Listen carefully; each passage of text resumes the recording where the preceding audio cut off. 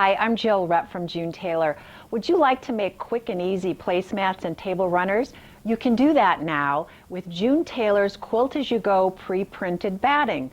The way it works is easy. You attach the backing onto the batting and sew the top layer.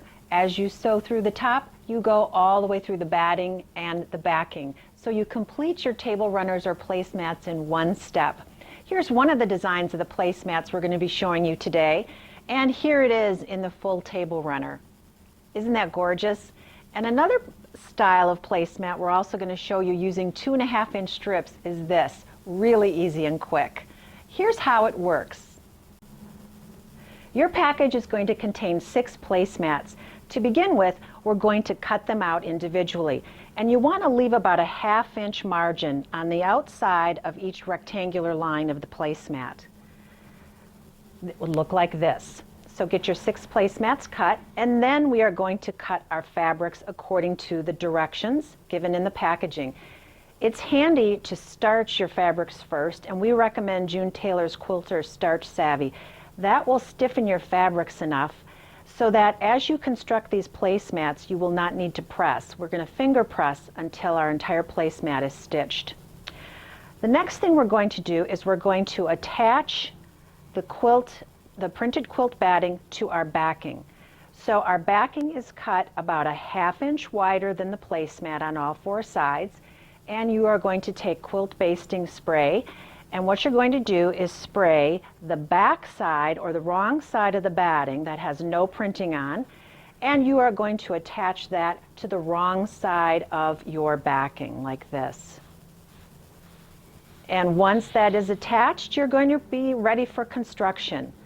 So you're going to take piece number 1 and put it in the number 1 square like this. And then piece number 2, which is our green rectangle.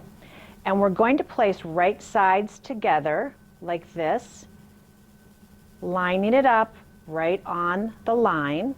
And we're going to sew in a 1/4-inch seam allowance. After we sew, we're going to flip this open and finger press. I've got that done here, and I'll show you.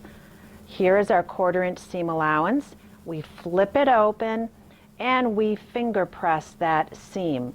And you'll notice it then lines right up with the correct line on the pre-printed batting. Now we take strip 3, right sides together, lining it up. Sew in a 1/4-inch seam allowance, and we will flip that open. And I've got that done on my next step. So here is piece 3 sewn, and I'm going to flip that open, and we're just going to finger press that as well. And again, you see how nicely this is all lining up with the pre-printed lines on the batting. Next is piece 4, right sides together, sew in a 1/4-inch, and flip that open. And you'll see that is done here. Sewing done, and I'm going to finger press that open. Having those fabrics starched makes this process really easy. Piece 5 is sewn. We're going to flip it open and finger press that. And I want to show you what the back looks like, because as we've been sewing, we are quilting all the way through the front and the back. So we're getting this done in one easy step. Next, piece 6 and 7 are added. So we're going to put those right sides together, and we're going to sew in a 1/4-inch seam allowance for 6 and 7. And I've got that done on my next step. So you can see those here. This is pressed open, 7 is now pressed open. And I'll be adding pieces 8 and 9 and sewing those, and so on. Now I've got everything done up through piece 17. So I'm finger pressing all of these seams open. And I'm going to add my triangles, which are the last step. So right sides together, like this, and we will sew and finger press that open. That's 18, 19, 20, and 21. Again, right sides together, sew and finger press that open. When all that is completed, this is what your placemat will look like. The last step before we bind is to actually trim our placemats into a rectangle, and we've given you guidelines to do so right on the batting. As I lift the corner up, you can see right along here is the straight line marking, and you're going to put your ruler there, and you're going to double check it up on the top as well.